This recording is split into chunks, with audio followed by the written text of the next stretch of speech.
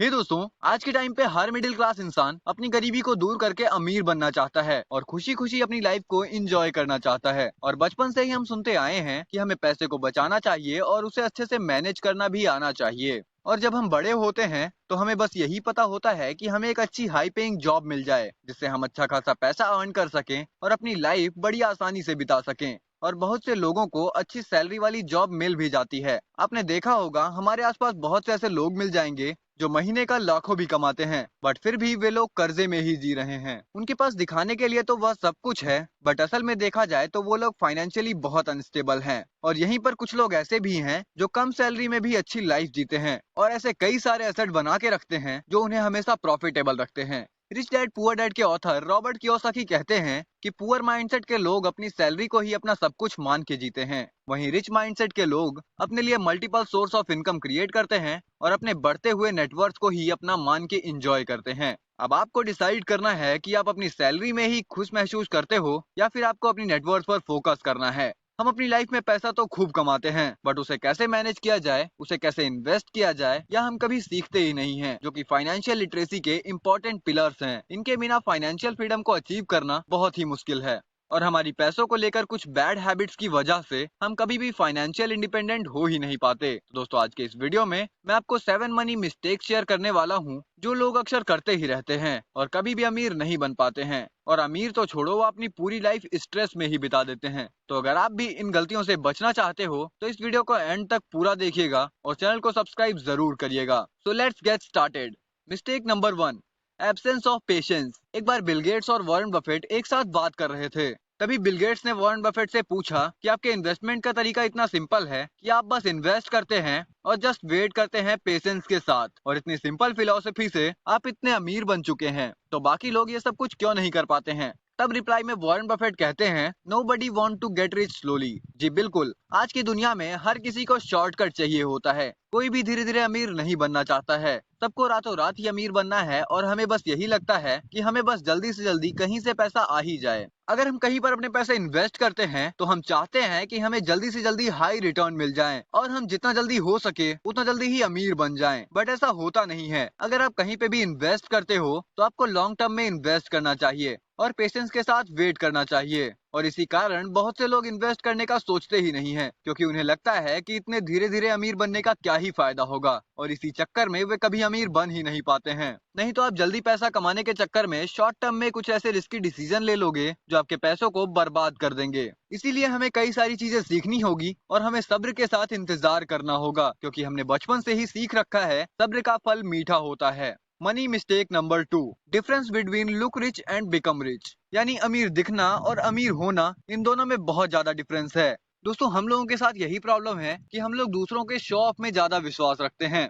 अगर हमारे पड़ोसी ने नई गाड़ी ले ली तो हम भी नई गाड़ी लेते हैं, और हमें बस मार्केट में नया फोन लॉन्च होते ही उसे खरीदना होता है, अब चाहे वो कितना भी महंगा क्यों ना हो। बट आप अपने आप से एक सवाल पूछिए कि एक्चुअल में आपको उस महंगे फोन की जरूरत थी या फिर नहीं। बहुत से लोग ऐसे भी होते हैं जिनकी पूरी जिंदगी उधार पर ही चलती है। वो लोग लाखों की चीजें ईएमआई पर खरीदते हैं, पर क्यों?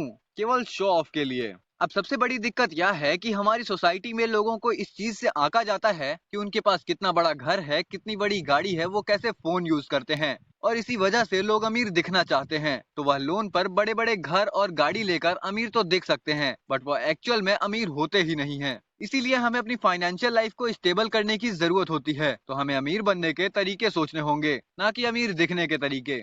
Money mistake number 3, shopping. दोस्तों, new year sale, Christmas sale, Diwali sale, इन सेल्स के नाम सुनते ही हमें ऐसा लगता है कि जैसे कोई हमें चीजें फ्री में बांट रहा हो, और हम बिना सोचे समझे शॉपिंग करने लग जाते हैं। सेल के नाम पर हमें लेनी तो केवल एक चीज होती है, बट साथ ही साथ हम कई चीजें और भी खरीद लाते हैं, और शायद कुछ ऐसी चीजें जिनकी हमें जरूरत भी नहीं होती है। बस हम उन्हें इसलिए खरीद लेते हैं क्योंकि वे थोड़ी सस्ते में मिल रही होती हैं। आप बहुत से लोगों को देखेंगे कि उन्हें नया मोबाइल लेना होता है जो कि 20,000 रुपए का आता है, बट उन्हें 70,000 रुपए का मोबाइल सेल में सिर्फ 50,000 रुपए का ही मिल रहा होता है, तो वो लोग 50,000 रुपए का मोबाइल खरीद लेते हैं और सोचते हैं कि हमने 20,000 रुपए बचा लिए। जी नहीं, उन्होंने 30,000 रुपए एक्स्ट्रा पे किए हैं। जहां उनका काम 20,000 रुपए के मोबाइल पर इजीली चल सकता था, बट उसी जगह पे वो 30,000 एक्स्ट्रा दे आए हैं। इसीलिए बहुत से लोग सेल के नाम पर अपने फायदे की जगह अपना नुकसान करा बैठते हैं। उससे तो अच्छा यह है कि सेल्स का वेट करें ही ना, जब चीज की जरूरत हो उसी टाइम पर उसे खरीद लिया जाए। Mistake number 4, not making assets. दोस्तों, बहुत से लोगों को यह गलतफहमी होती है कि हम जो चीज खरीदते हैं वही हमारा एसेट होता है, क्योंकि उन्हें लगता है कि हमने इसके लिए पैसे दिए हैं तो वह हमारा एसेट हुआ। लेकिन ऐसा होता ही नहीं है। एसेट असल में वह चीज होती है जिसकी वैल्यू कभी भी कम नहीं होती है, जबकि खुद को अप्रिशिएट करती रहती है और वह आपको अच्छा पैसा बना कर देती है। अगर उसकी वैल्यू बढ़ नहीं रही होती है तो एटलीस्ट जितने में आपने उसे खरीदा था वह उसी पे स्टेबल होती है।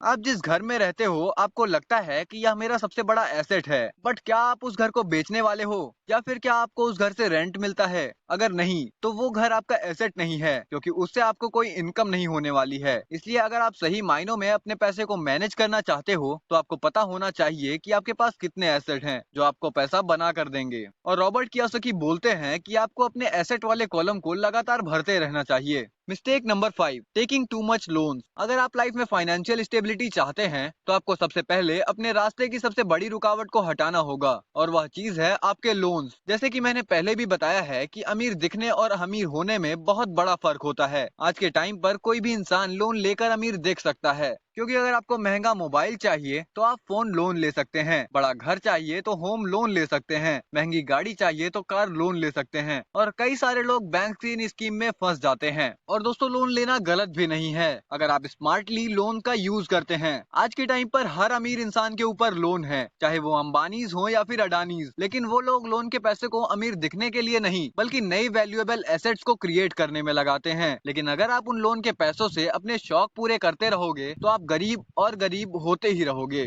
क्योंकि आज के टाइम पर हर चीज के लिए लोन इजीली अवेलेबल है। और ऑथर डेव रामसे अपनी book the total money makeover में बोलते हैं कि अगर आपके खर्चे आपकी इनकम से 30% से भी ज्यादा हैं, तो यकीन मानिए कि आप फाइनेंशियली बबल में हैं, जो कभी भी फट सकता है। तो ऐसे में हमें कोई भी लोन सोच समझ कर लेना चाहिए। जहाँ तक हो सके बैड लोन्स को अवॉइड ही करना चाहिए। अगर हम लोन लेते हैं तो मेक श्योर करें कि उन्हें किसी ऐसे एसेट में इन्वेस्ट करें जिससे हमें बहुत ज्यादा रिटर्न अचीव हो सके। Mistake number 6, ignore emergency fund. दोस्तों, इमरजेंसी फंड वह फंड होता है जो किसी भी इमरजेंसी में काम आ सकता है। जैसे कि किसी भी रीजन से अगर आपकी जॉब चली जाए या घर में कोई भी बड़ी मेडिकल प्रॉब्लम आ जाए, तो ऐसी सिचुएशन में यह फंड आपकी हेल्प कर सकता है और यह फंड आपकी 6 मंथ की एक्सपेंस के बराबर होना चाहिए। अब बहुत से लोगों को यह लगेगा कि मेरी तो अच्छी खासी जॉब या फिर बिजनेस है, मुझे इमरजेंसी फंड की क्या जरूरत है। बट ऑथर डेव रामसे अपनी book the total money makeover में बोलते हैं कि बुरा वक्त कभी भी बता कर नहीं आता है, इसलिए हमें ऐसे सिचुएशन के लिए हमेशा कैश के साथ तैयार रहना चाहिए। बट ज्यादातर लोग इसके बारे में कभी सोचते ही नहीं है। उन्हें तो लगता है कि हमें कभी भी इमरजेंसी फंड की जरूरत पड़ ही नहीं सकती है, और जब एक्चुअल में कोई भी इमरजेंसी आ जाती है तो उनकी हालत टाइट हो जाती है। तो अगर आप भी 6 मंथ के एक्सपेंस जितना इमरजेंसी फंड इकट्ठा कर लेते हो तो फ्यूचर में ये आपकी बहुत हेल्प करेगा। आप बिना स्ट्रेस के और भी ज्यादा प्रोडक्टिव काम कर सकते हो। Mistake number 7, depending on a single stream source. दोस्तों, इंडिया में आज भी बहुत सारे लोग सिंगल इनकम पर डिपेंड होते हैं और अपनी सैलरी का ही वेट करते रहते हैं। दोस्तों, अगर आपके साथ भी ऐसा है तो आपको अपनी सिंगल इनकम स्ट्रीम से बाहर निकलना होगा और अपने लिए और भी इनकम के सोर्सेज क्रिएट करने होंगे। अगर आप भी एक ही इनकम पर डिपेंड रहते हो तो आप अपने आप को फाइनेंशियली इनसिक्योर ही पाओगे और आपको हमेशा लगता रहेगा कि अगर आपकी जॉब चली गई तो क्या होगा, मेरे खर्चे कैसे निकलेंगे, और इसी डर के कारण आप कोई भी काम करने को तैयार हो जाओगे। आपका बॉस चिल्लाता रहेगा तो भी आप सुनते चले जाओगे, और इसके साथ ही आपके ऊपर कोई बड़ा लोन है तो आप और भी ज्यादा फंस जाओगे और अपनी जॉब को बचाने के चक्कर में वो हर काम करते रहोगे जो आपका बॉस चाहता है, और इसके कारण ही आपकी मेंटल और फिजिकल हेल्थ दोनों खराब होती चली जाती है, क्योंकि वह काम आपको बिल्कुल भी करना पसंद नहीं होता है। बट आप चाहते हो कि आपके लोन्स की ईएमआई टाइम पर जाती रहे और आप लाइफ टाइम रैट रेस में ही फंसे रहते हो। इसीलिए कभी भी single income source of stream पे डिपेंड नहीं होना चाहिए। तो दोस्तों, ये थे पैसों को लेकर 7 ऐसे मिस्टेक जिसे जिसे हर इंसान अपनी लाइफ में कभी ना कभी जरूर करता है। और कुछ लोग इन गलतियों से सीखते रहते हैं, तो कुछ लोग बार बार यही गलतियां दोहराते रहते हैं और अपनी फाइनेंशियल लाइफ को पूरी तरीके से बर्बाद कर लेते हैं। तो अगर आप भी चाहते हो कि आप हमेशा स्मार्ट फाइनेंशियल डिसीजन लो और इन गलतियों को करने से बचो, तो अभी के अभी हमारे चैनल को सब्सक्राइब जरूर कर लेना। ये चैनल आपको हमेशा फाइनेंशियली अपग्रेड ही रखेगा। तो दोस्तों, आई होप कि आपको बहुत कुछ सीखने को मिला होगा। अगर ये वीडियो पसंद आई तो वीडियो को लाइक जरूर कीजिएगा, चैनल को सब्सक्राइब करके बेल आइकन प्रेस कीजिएगा। मैं मिलता हूँ आपसे नेक्स्ट वीडियो में, तब तक के लिए ऑल द बेस्ट।